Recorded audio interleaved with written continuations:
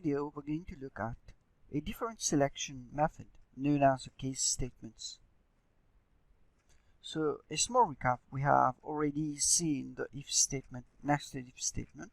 So in this session, you're going to learn about case of, otherwise, and end case statement. So what is selection? We have already seen it based on some conditional statement. A defined code or sets of codes will be executed when a certain condition is satisfied. Now you need to remember examples of selection statement. First is if, then, else, and if. Look at the particular ways they are written. Okay.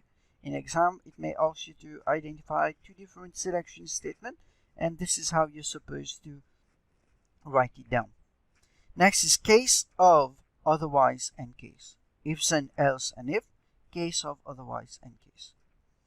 Now the if, then, and else condition we have already seen. If, then, else, and if. So we have if the condition is true, this block statement will be executed here. If this condition is false, then this statement will be executed here. Now a logical condition is tested. The condition here is tested. If it becomes true, this part of the block of code will be executed, otherwise this. So you can look at it in terms of a flow chart where you have the decision here where you place your condition, then this part will be executed, otherwise this part will be executed. Now let's look at a particular example of using if then else. So I have adapted it from CIE Guru website. So we're inputting a length. Only if the length is positive, then we are calculating the area. Otherwise, we're just saying the length is negative or 0 and don't do any calculation. Now, if length is 5, we're going to input a length of 5. Now, 5 is greater than 0 as we have seen in previous session. How to execute conditional statement. So here it's a yes. Now, since it's a yes, this block of code will be executed. So then area will be 5 times 5, which is 25. Now, when we have more than two possibilities or even three, most of the time, it's better to use a case of otherwise statement. As you can see, I have several decision boxes, and each of them is leading me to different statements here. Now, how does a case of statement function? We have a case of a given variable that can take the following values, and if these values are matched, the following statements will be executed. Otherwise, we're going to execute this statement here. Now, case of otherwise or end case. A series of statements options are programmed to take into account the testing of a condition that may have many outcomes. For example, we can have 7 code options to be programmed to fulfill a condition. Check to see what the current day of the week is. We're going to look at example. But when there are too many options, better to use case of, otherwise, and case statement. Now, one example.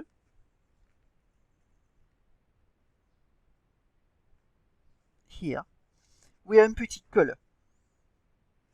Now, let's say I have inputted the value green. Now, how is a case otherwise statement executed?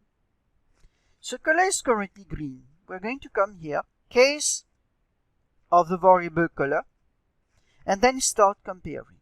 Is the value of color green? Yes. In this case, it's going to output grass. This will not be executed. No this one, and neither this one. Now, if I'm telling you the color is orange, let's see what happens. So we do case color. Is it green? No. So it's not going to execute this one. Is it yellow? No. Is it blue? No. Now, since this condition has not been executed, automatically the otherwise condition is executed. So there we're going to say that the color is, we don't know that color. Okay, it's going to output not that color. Now, if I change the color to blue, again it's going to compare each of these statements until it outputs sky. Now let's take a look to a particular example where I'm going to show you how you're going to execute the case of the while statement. Okay. So let's say I'm going to input a particular character M. It's going to output all the days of the week that start with the letter M. For example, M, we're going to have Monday. For T, we're going to have Tuesday and Thursday. F, we're going to have Friday. W, we're going to have Wednesday. And S, we're going to have Sunday.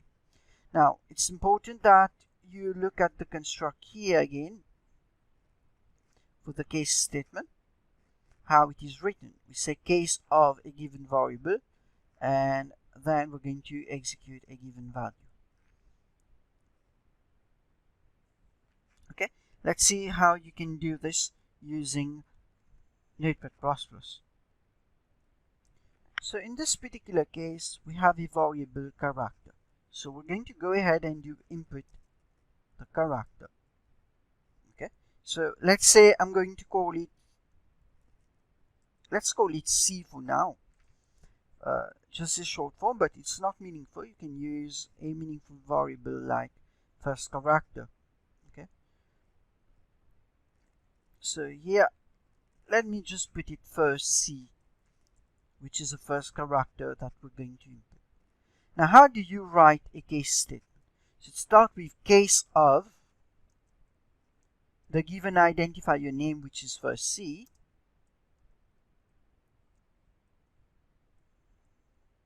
We do case of first C, and then we put our case statement here. So for M, it's going to execute a particular line. For T, it's going to execute a particular line. And for F, it's going to execute a particular line. Now, since these are characters, we're going to put them between single quote and write their particular statements in a few minutes. Now, if it is M, T, or F, we have other cases. If it is W, for now we're assuming all of them, it's going to be uppercase. And then S, and we have the statement otherwise. Okay, otherwise do something. So it's either M or T or F or W or S.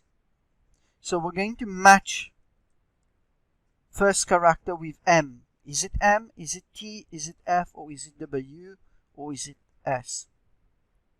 Now in this case, if you see, first one is Monday, so we're going to output Monday. I'm just going to copy and paste that for the second one. In this case, we're going to do output Tuesday and Thursday.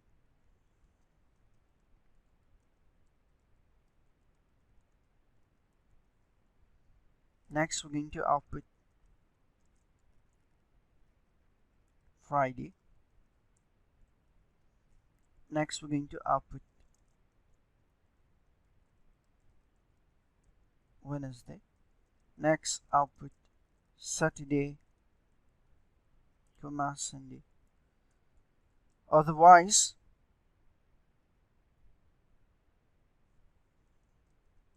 we're just going to output a message that has been seen here, which is no days found.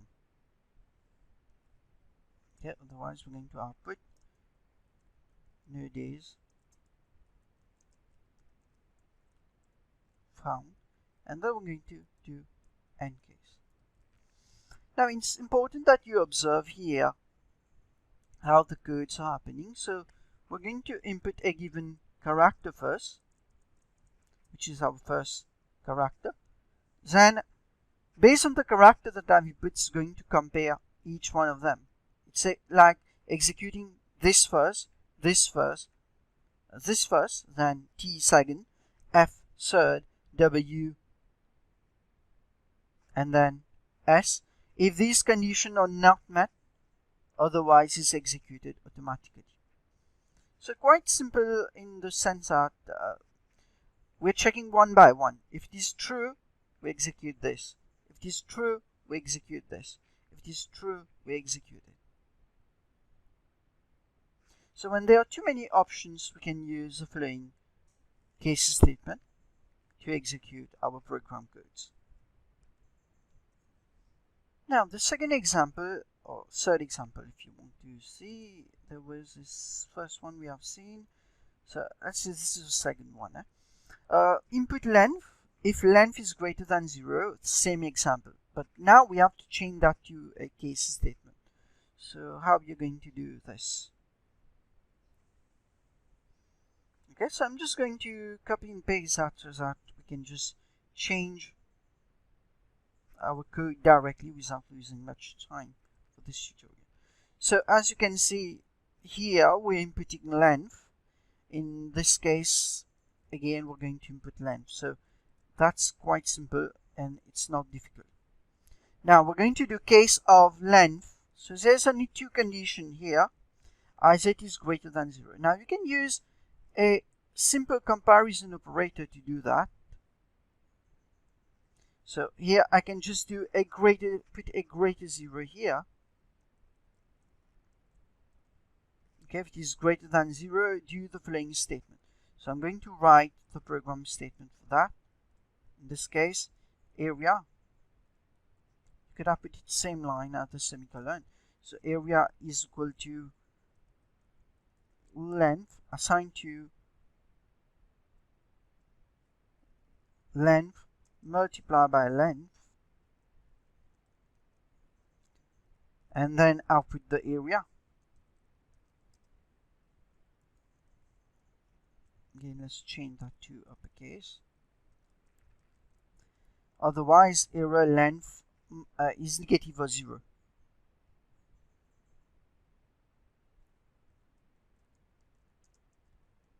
Okay, never mind the message as far as it is doing the purpose.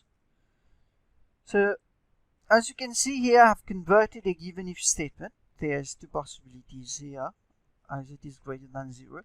So it's important also you need to know how you can convert a given if statement to that. Okay, let's take a look to another example that you need to change now. We have these statement here. Greater equal to 80 is A star, greater equal to 70 is A, greater equal to 60 is B, greater equal to 50 is C. Again, we have so many different possibilities here. Now you can use, obviously, instead of typing the whole, I'm going to use the previous example itself and then modify it. Now instead of inputting first character there, we're going to change that to mark. Now we're going to do a case of mark. Now you can use relational operators to compare the variable mark. So first expression should be greater equal to 80. Next expression will be greater equal to 70. Next expression will be greater equal to 60. Next expression will be greater equal to 50. And we don't have any other except fail. So we're going to remove this one condition here. So otherwise output fail here. And then this one will be A star, A star, A, B, and C.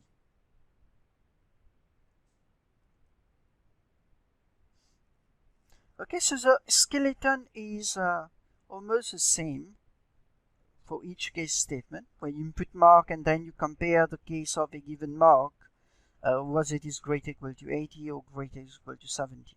How does this code gets executed? So let's say you have inputted mark 50. We're going to compare the first one. Is 50 greater equal to 80? No. Jump to the second one. Greater equal to 70? No. Greater equal to 60? No. And greater equal to 50? Yes. In this case, C will be executed and the program ends. Next example, we input an operator which can be plus, minus, multiply, and division. And based on the operators, we're inputting two numbers also, number 1 and number 2. And then we're applying the operator based on the operator you have input. So there will be 3 input here. Number 1, number 2, and the operator. And based on these statements, we are outputting. For example, 4 and 2 are inputted, followed by the operator plus, it should give us 6. And same for minus, we have 8 minus 4, 4.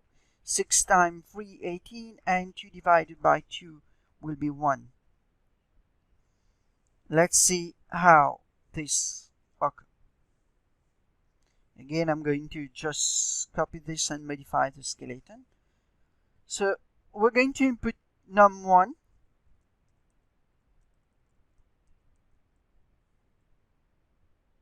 two numbers, and num2, and then the operator. For this, I'm going to call it opt. Case of opt, which can be, remember, opt is a character, so you can put these inputs line into different lines, but for now I see it's plus, minus, multiplication, and division.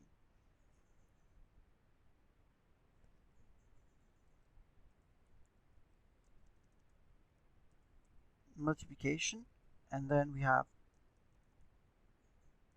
division. So remember, these are characters. Now what we're going to output, if it is plus, we're going to do num1 plus num2. We just output the sum of these. Otherwise, if it is a subtraction, we're going to do num1 minus num2. If it is a multiplication, it will be num1 multiplied by num2. Remember, multiplication is an asterisk sign. And if it is division, it's going to be num1 divided by num2. Now, if it is neither plus, minus, multiplication, or division, in this case, we can just say invalid operator. So as you can see, if you're using a nested if statement in this case, there will be too many nesting that is going on with plus, minus, multiplication, and division, and indentation. But with case statement, it gives us clearer codes to read and write, and also for understanding. You may practice more on case statement, but we're going to look at algorithms that involve case statement afterwards. Thanks for watching.